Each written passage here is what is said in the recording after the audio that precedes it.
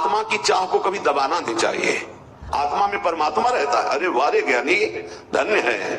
आपको यदि ऐसा लगता है कि हमारा अधिकार है, हम जो चाहे करें, तो प्रार्थना है हमारी बात मत सुनिए, हमारे पास मत आइए।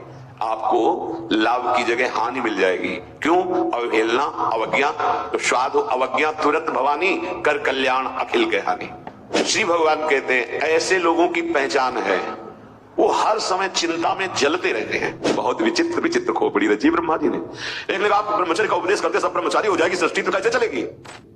जो अधर्माचरण करता है, भगवद विमुख है, उसकी स्थिति क्या होती है?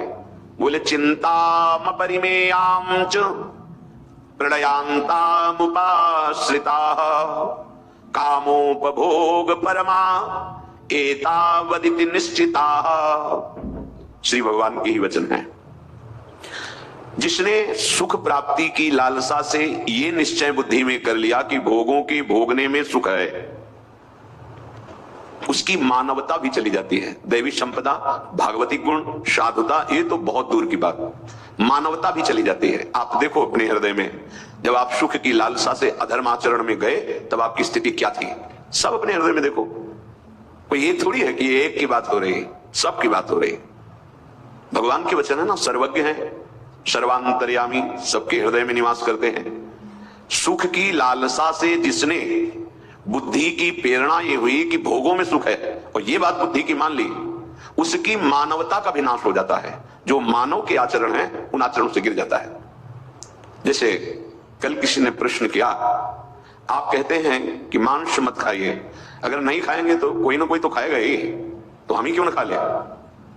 हम मना मनुष्यों को करते हैं, राक्षसों को नहीं करते।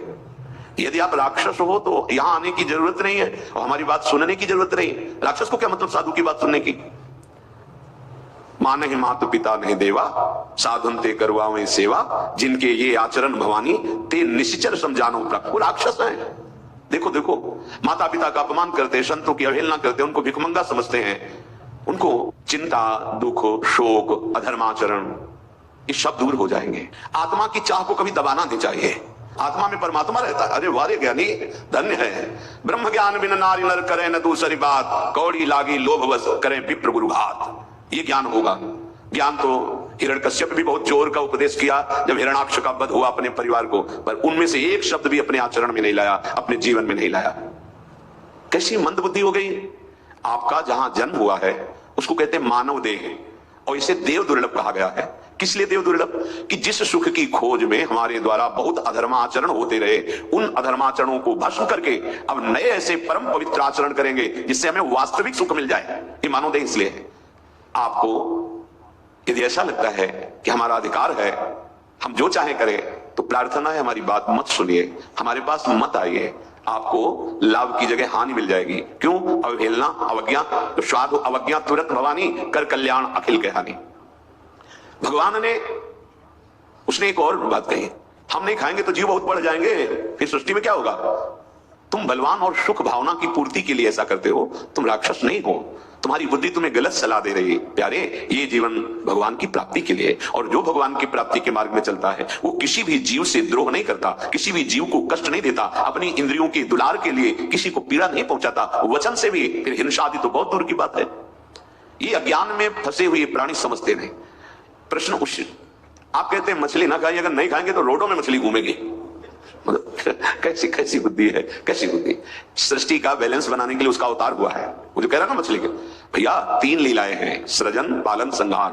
और संहार करता बहुत प्रवीण है, कर्मों के अनुसार सबको एक बैच में ले आता है जिसका संहार करना होता है, और 1 सेकंड में अरबों का संहार, 1 सेकंड में ये उसका काम चल रहा है। अगर तुम उसी के पार्षद हो तो संहार लीला में सम्मिलित हो जाओ। अगर तुम मुक्त होना चाहते हो दुखों से, संकटों से, चिंता से, जन्म मरण से, तो सही आचरणों में आ जाओ। हमारी प्रार्थना, हमारा उपदेश केवल आपको दुख रहित करने के लिए है। आपको डांटने के, आपको कड़वे वचन बोलने का उद्देश्य केवल जैसे मां अपने बच्चे को सुधारना चाहती है, बस वैसे भाव से, लेना न देना, मगन रहना। बस आप आए हैं तो हमारी बात सुन लीजिए और इसे मान लीजिए तो आप सुखी हो जाएंगे। बस आपने गलत जगह सुख मान रखा है। श्री भगवान के वचन है, चिंता मपरिमेयाम च प्रलयांता मुपाश्रिता कामोपभोग परमा एता वदिति निश्चिता। जो भोगों में सुख है ऐसा निश्चय करके उतर गया भोगों में, तो उसकी मानवता नष्ट हो जाती है, वो असुर राक्षस बन जाता है। ये अच्छे से समझिए आप। अगर अब आपके अंदर राक्षस भाव का प्रादुर्भाव हो गया है तो आप साधु भाव की बातों की निंदा करेंगे, महत अपराध। आप वही कार्य करेंगे जिससे आपका पाप बढ़े और पाप का परिणाम दुख, चिंता, नाना प्रकार के क्लेश। वह जो मानवता खो चुका है वो केवल कामोपभोग परायण रहता है। ऐसे गंदे पदार्थ पीना, गंदा भोजन पाना और गंदा संकल्प करना और गंदी क्रियाएं करना, वो केवल पाप ही कमा रहा है। उसका उद्देश्य होता है अधर्म के द्वारा, चोरी के द्वारा, हिंसा के द्वारा धन इकट्ठा करना और उससे मनमानी भोग भोगना। जो उसके इस भोग में बाधा पहुंचावे, इस लक्ष्य में उसका नाश करने की सोचना, हिंसा कर देना, यह कर्तव्य है, यह लक्ष्य है, उसके चित्त में नहीं रहता। श्री भगवान कहते हैं ऐसे लोगों की पहचान है वो हर समय चिंता में जलते रहते हैं। भगवान हृदय में सबके बैठे हैं, ऊपर से तुम मुस्कुरा के बात करो तो उनसे थोड़ी चुप जाएगी। वो अंतर में अंतर्यामी बैठे, वो बोल रहे चिंताम परिमेयाम च, अपरिमित। एक दो चिंताएं नहीं, चिंताओं की बाढ़ लग गई है। उन चिंताओं से उसका हृदय जलता रहता है, भयभीत होता रहता है। उसे कभी भी, कहीं भी, किसी काल में, किसी लोक में शांति नहीं मिल सकती। भगवान कह रहे हैं अनेक चित्त विभ्रांता, अनेकों प्रकार की वासनाएं उसे भ्रमित करके फंसाती रहती हैं। मोहजाल समावृता, ऐसा अज्ञान का जाल बंध जाता है कि उसे समझ में ही नहीं आता। उसे समझाओ कि भाई ये सब छोड़ दो, गलती मान लो, प्रभु की शरण में हो जाओ, तुम्हारा मंगल हो जाएगा। वो तर्क रखते हैं, ऐसे तर्क रखते हैं इसमें हंसी आती है। जैसे कोई बालक बोले ऐसे वो बोलते हैं। ये मोह जाल में जो फंसे हुए लोग हैं ये केवल भोगों में ही सुख मानते हैं। इनका चित्त कभी एकाग्र नहीं होता, विभ्रांत भटकता रहता है। ऐसे को कभी शांति मिल सकती है, ऐसे को कभी सुख मिल सकता है? भोग सुख चाहे जितना तुम भोग लो, कभी शांत और सुखी नहीं हो सकते। बात समझ लीजिए। इंद्रियां जब तक भोगों को भोग रही हैं तब तक तुम जलते रहोगे, अशांत रहोगे। क्यों? कामना, स्पृहा, वासना, तृष्णा, ये जाल तुम्हें बांधता चला जा रहा है। इस तथ्य को उनमें समझने की ताकत ही नहीं रह गई है। बहुत विचित्र विचित्र खोपड़ी रची ब्रह्मा जी ने। एक ने कहा आप ब्रह्मचर्य का उपदेश करते सब ब्रह्मचारी हो जाएगी सृष्टि, तो कैसे चलेगी? सब ब्रह्मचारी हो जाएगी। आप देखो तो ब्रह्मचर्य रहकर और अपने धर्मानुसार, साथ में वचन कहे गृहस्थ में हो तो संतानोत्पत्ति के लिए ये भगवत पूजा होगी।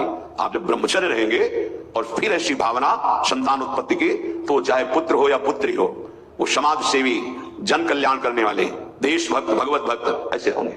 ऐसा नहीं कि पुत्र ही देश समाज सेवा की योग्यता रखता है या भक्त बन सकता है, ऐसा नहीं। हमारे देश की राष्ट्रपति है, नहीं, वो भी तो किसी की पुत्री ही है। तो ये नहीं कहा जा सकता कि पुत्र में ही ऐसी योग्यता है, नहीं। राष्ट्र सेवा, भगवत सेवा, हर सामर्थ्य उसमें विराजमान है जो भगवान का अंश है। पोशाक स्त्री की हो या पुरुष की, इससे कोई मतलब नहीं। और जो संयम में नहीं है, ना उसमें कोई योग्यता होती है, ना देश सेवा की योग्यता रह जाती है। संयमी पुरुष ही महान से महान कार्य कर सकता है।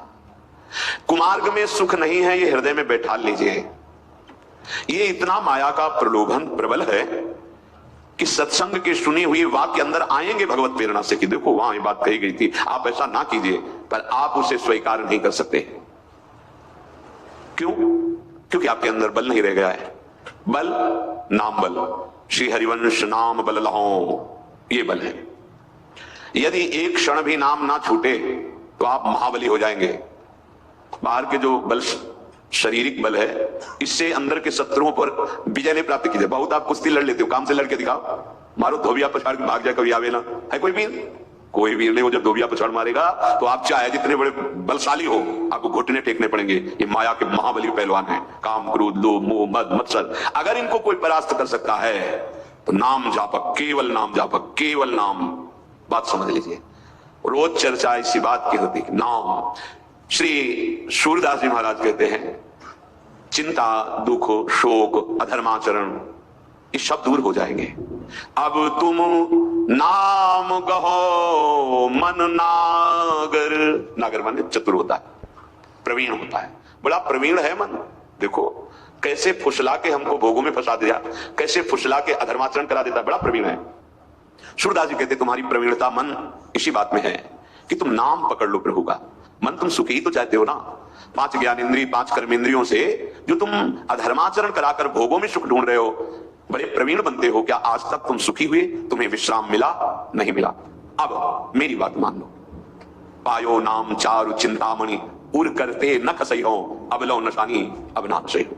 बहुत बड़ी हमें सिद्धि मिल गई, मानो चिंतामणि मिल गई। चिंतामणि चिंतित पदार्थों को प्रदान करने वाली। क्या? बोले नाम।